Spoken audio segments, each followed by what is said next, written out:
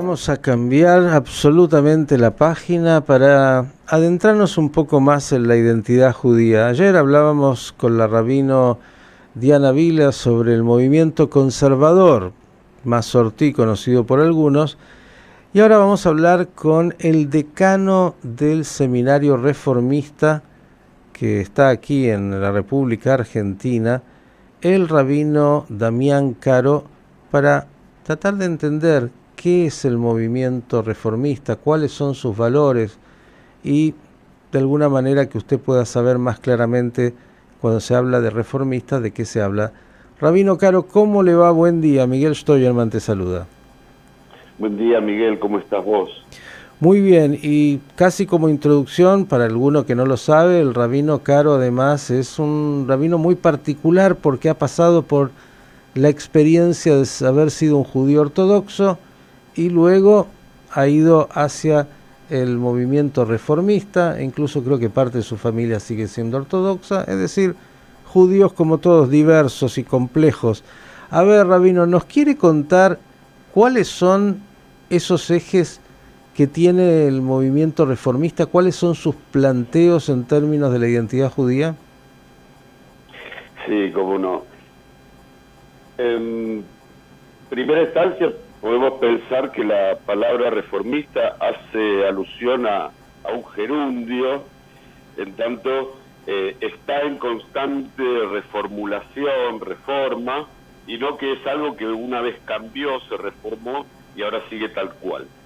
Entendemos que los judíos, su teología, su perspectiva, su práctica, ha ido mutando a través de las generaciones. Entonces, retomamos cuestiones históricas que nos permiten verlo y tratamos siempre de implementarlo. Primeramente, el espíritu profético. Cuando nos acercamos al Tanaj, a la Biblia hebrea, vemos en la Torá una línea transversal de una ley y una praxis. Cuando pasamos a la parte de los profetas, vemos un poco más la idea de la kavaná, la intención o el espíritu de la ley. La práctica no es suficiente, sino que es un medio, y el fin es una práctica del corazón y una práctica social para hacer de este un mundo mejor. A ver, cuando vamos... Yo lo voy a ir interrumpiendo, sobre todo para orientar a aquel que no sabe. Rabino, el movimiento reformista, si mal no me equivoco, nació en Alemania en su momento y tuvo una postura que era casi romper con toda la tradición histórica y la ley judía, en algún momento, por ejemplo, abandonando las leyes de kashrut, de dietéticas, o cambiando la observancia del Shabbat del día sábado al domingo y alguna otra cantidad de temas que eran una ruptura absoluta con lo que estaba establecido por la ley judía y por lo que era, digamos, de alguna manera la historia de la religión judía. ¿Cómo es esto en términos de esa conexión con la observancia? Usted habló de la práctica judía. ¿Cómo es esa práctica reformista y qué le plantea al judío? Bueno, me parece muy buena tu observación histórica, pues nos permite ver de algún modo los mitos del comienzo de la formación. Sí, siglo XIX, Europa, una Europa que ya le permitía a los judíos integrarse a la sociedad, devienen cambios en el seno del pueblo judío, y en una sinagoga ponen el púlpito adelante en lugar de en el medio, como se hacía en otros lugares, como muchos judíos lo veían un poco mejor. No nos vamos a poner ahora en lo estético arquitectónico. En otros lugares significa en otros cultos religiosos, ¿sí? En otros cultos religiosos, en la universidad, en el teatro, en la vida en la que ellos vivían. No solo religioso, digo, también social y cultural. Y ahí fue la famosa carta que de algún modo señala el comienzo de la gran reforma de la ortodoxia, donde algún rabino dice, está absolutamente prohibido, todo cambio está prohibido. Y eso un poco rompe el espíritu judío milenario de la adaptación constante, y marca el comienzo de lo que conocemos como las ortodoxias.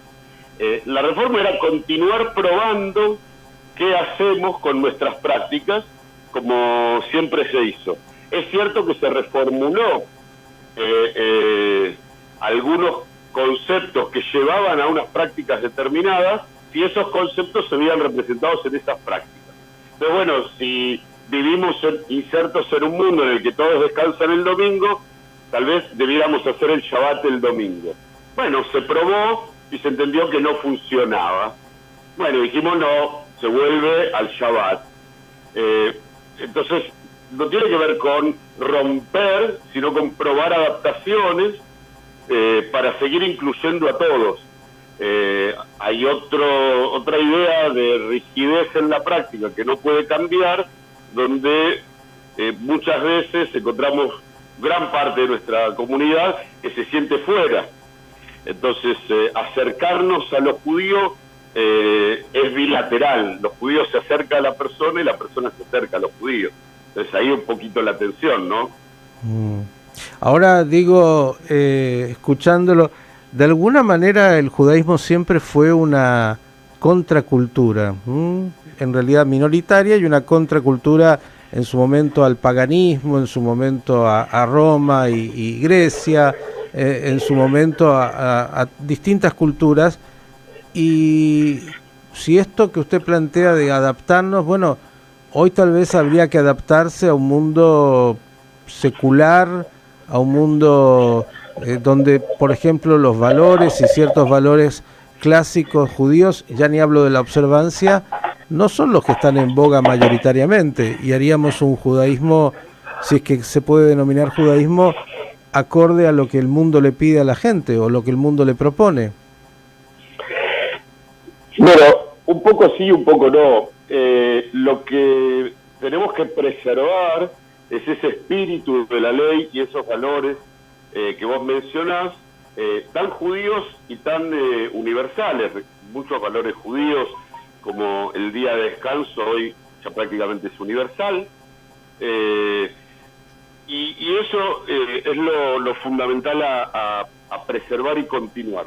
Respecto de la práctica, hay que ver cuál es la práctica que más representa esos valores. Como decíamos antes, es Isaías el profeta Isaías, el que cuestiona el ayuno, la práctica del ayuno. Y lo que dice no es no ayunar, en el capítulo 58, que leemos en la Haftará, en los profetas de Kippur, el Día del Perdón, sino que lo que dice es, acá lo que falta es la intención. El ayuno que Dios quiere es llevar al que tiene hambre a darle de comer, darle de vestir, darle asilo. Uh-huh. La idea no es desmontar las prácticas, la idea, o sea, quitarlas por correcto, sino desmontarlas en tanto repensarlas. Si la práctica del kasher tiene que ver con qué ingerimos y qué no ingerimos, yo creo que hay una parte importante de nuestra sociedad que está preocupada por diferentes valores y que impactan en su consumo y en su ingesta. Y ahí venimos nosotros humildemente a ofrecer nuestra tradición milenaria que dice, nosotros a esto lo llamamos kosher y estos son los parámetros que pensamos y que medimos. En el Talmud encontramos que las prácticas cambian incluso en contra de lo que estaba claramente escrito en la Torá, para preservar ese espíritu de los valores, de que las prácticas representen ese vivir mejor. Entendemos que es bien por el contrario, que en un momento de la historia, con el siglo XIX, las prácticas se tornen inflexibles, es romper con el espíritu milenario. Ya, digamos, la tradición judía es la de ir entendiendo los cambios, y por eso siempre vigente y eterna, de poder ver cómo hoy aportamos. Creo que hay una parte importante de la sociedad que se ve muy inspirada por los valores que compartimos, y que tenemos un aporte significativo para hacer. Ahora, preguntas concretas, porque por ahí es más fácil para graficar. Hablaba de Shabbat, hablaba de Kashrut. El movimiento reformista propone que la gente coma kasher. El movimiento reformista propone que la gente observe el Shabbat. El movimiento reformista plantea la pureza familiar de acuerdo a lo que es las fuentes judías. Digo, ¿cómo es en la observancia práctica lo que propone el movimiento reformista? Sí, el movimiento reformista propone, y me gusta mucho la palabra que utilizás, porque una diferencia sustancial es que nosotros proponemos y no imponemos. Y eso que parece un juego de palabras, responde a una filosofía compleja de: este es mi modo de vivir como buena persona, esta es mi manera de ser un buen judío, de conectarme con mi pueblo y con mi Dios, con mis fuentes y con mi tradición, y hay otras formas de hacerlo. Entonces, no entendemos que el que hace lo que hacemos nosotros está bien y el que no está mal, sino que nosotros proponemos. En esa propuesta hay una propuesta de volver a las fuentes, de estudiar, de ver la actualidad y de poder descubrir cada uno y todos en comunidad, con nuestros textos y nuestros maestros, cuál es su mejor práctica. Entonces, ¿cuál es el kasher que vos querés comer? Quizás estás más relacionado con el trabajo digno, quizás estás más relacionado con una vida saludable, quizás con el hacer un mundo sostenible. ¿Cuán kosher es los desechos de lo que comes? Porque ahora sabemos que daña al mundo o no.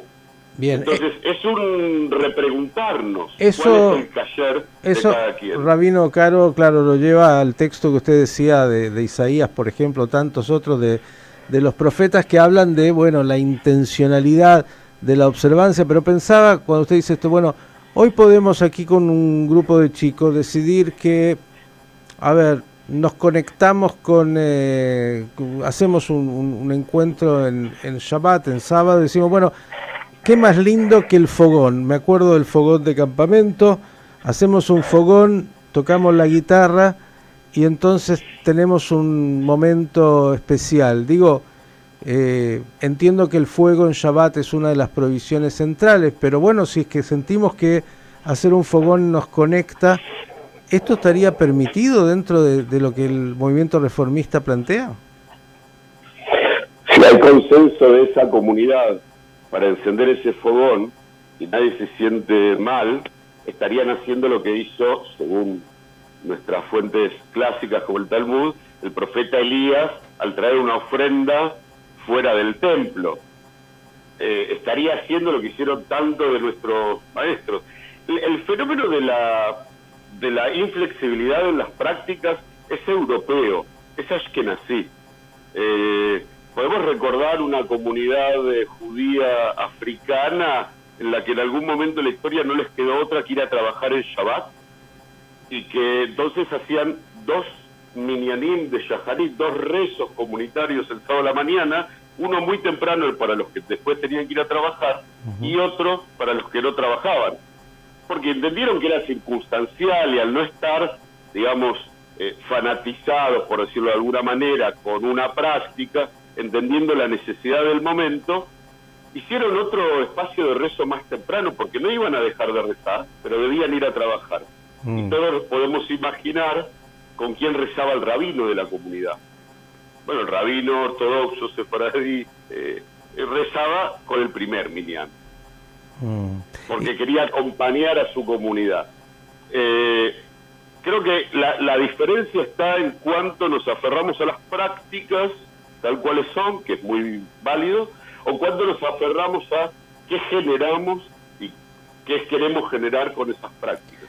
¿Y cómo de alguna manera se diferencia, Rabino Caro, esto de la creación de lo que alguien diría una nueva religión? Porque, bueno, hay muchos cultos hoy y muchos que son bastante nuevos. ¿Dónde está el punto de contacto con el judaísmo que hace que no sea realmente una nueva religión? Puedo pensar incluso que el cristianismo es salido del tronco judío en su momento, una reinterpretación de los judíos sacando la observancia y tomando valores éticos y algún mensaje profético dentro de los evangelios. ¿Cuál es manera en que uno conecta eso con lo judío y no es otra religión?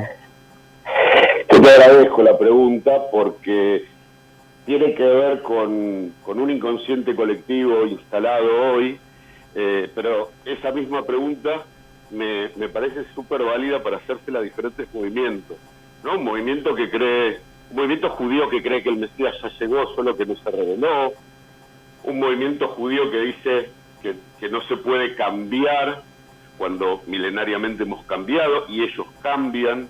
Es una buena pregunta. Cuando las ortodoxias son el 20 o el 25% de la comunidad judía en el mundo y no representan a las mayorías, ¿cuán válidos son sus dictámenes? Cuando en nuestra halajá clásica, nuestra ley tradicional, hablaríamos de que tiene que representar a las mayorías, ¿no? Gadol bejochma u'beminyan, en conocimiento y en apoyo de la mayoría del pueblo. O leyes que no toma la mayoría no quedan válidas. Pero la pregunta era sobre la reforma. Bueno, yo creo que tiene que ver con una perspectiva de un abordaje de las fuentes, y eso es más extenso, pero si tomamos las fuentes y estudiamos el Tanaj, de nuevo, ¿no? La Biblia hebrea con sus profetas, estudiamos el Talmud, estudiamos el devenir de eso que después llaman ley, digamos los usos y costumbres, la halajá, nos vamos a dar cuenta que siempre fue mutante, cambiante y fue adaptando cuestiones del entorno. Primero fue mutante, el judaísmo que vivimos, un judaísmo rabínico a partir de la gran reforma del siglo I, después de destruida la hegemonía de Israel a mano de los romanos. Bueno, no hay más templo, empiezan a haber cambios sustanciales, entonces se inventa una nueva religión llamada judaísmo, ser una continuadora de la anterior. Entonces empieza, comemos cosas que antes solo comíamos si estaba el templo, y le vamos agregando cosas. Y a través de las generaciones vamos tomando de nuestros vecinos, nos volvimos monógamos, porque nos asimilamos a los europeos, nos volvimos, empezamos a vestirnos de determinada manera, a comer de determinada manera, a tomar determinados valores, pusimos un anillo en la boda, recordamos a nuestros fallecidos el día del fallecimiento, etcétera, etcétera. Tenemos rezos en el idioma vernáculo, ¿no? Porque el arameo era el idioma del pueblo, sería como hoy rezar en inglés, en español. Eso sucedió. Pero nosotros decimos, bueno, somos los continuadores de esta tradición, siempre fue así. La pregunta que tenemos es, ¿y estas nuevas religiones ortodoxas que no responden a ese modo judío milenario de afrontar las fuentes para cambiar? Es apasionante. Yo, para cerrar, quiero nada más llevarlo a lo más simple, como para hoy lo podemos continuar, y me parece tan importante porque hay tanta confusión. Además, a ver, usted decía esto de las mayorías y las minorías. En realidad, si uno piensa en términos de mayoría, cuando nace el cristianismo como hijo de estos hermanos mayores, se transforma en la gran mayoría, y la gran mayoría se hace cristiano en el mundo, sacando de la tradición judía todo lo que tenía que ver con lo ritual, con la circuncisión, el Brit Milá, la Kashrut, todo lo que era seguramente difícil para el romano, el pagano de la época. Digo, se creó una nueva religión. ¿No es el reformismo de alguna manera una nueva religión? Está muy bien, porque seguramente al principio no era una nueva religión y las respuestas son históricas. Solo nos queda hacer futurología y ver si en 1000 años la reforma va a ser parte del judaísmo, si las ortodoxias van a ser parte del judaísmo o qué. Porque, digamos, el judaísmo rabínico era uno de los grupos, pero estaban, digamos que representa a los fariseos, pero estaban los saduceos, los celotes, los esenios, había diversidad de grupos. El shabtaísmo fue muy popular entre los grandes sabios de Israel en Europa, hasta que cayó y de repente todos se volvieron anti-shabtaístas y en contra. El quizá después llamado falso Mesías, Después vino el hasidismo, por nombrar alguna línea, que era una reforma total del siglo XVIII, y hoy parecen representar a los más estrictos en las prácticas. Quiero decir con esto que hemos tenido diversidad de miradas de los judíos, y hemos tenido siempre en nuestra historia diferentes movimientos donde cada uno se pueda sentir más o menos cómodo. ¿Y qué queda como línea judía? Y lo sabemos 500, 1000 años después. En el momento son diferentes aproximaciones a lo divino, a nuestra tradición. Después veremos. Apasionante la respuesta y tan adecuada. Rabino Damián Caro, gracias, el rector del seminario, el decano, no quiero equivocar, el decano del seminario reformista aquí en la República Argentina. Gracias por estos minutos y temas que, como digo, vale la pena ahondar en la identidad judía tan rica, diversa, donde es importante estudiar, sobre todo para poder opinar con fundamento. Gracias por estos minutos. Gracias a vos, un saludo para todos, y en este mes de Kislev, que nos va a traer a Hanukkah, que podamos encender luces como Beit Hillel, como el Shammai, no importa como quién, pero que todos podamos iluminar con nuestra práctica judía al mundo todo. Gracias, el rabino Damián Caro. Hablamos un poquito de la identidad del movimiento reformista, importante para escuchar, para pensar y para respetar, porque de eso se trata.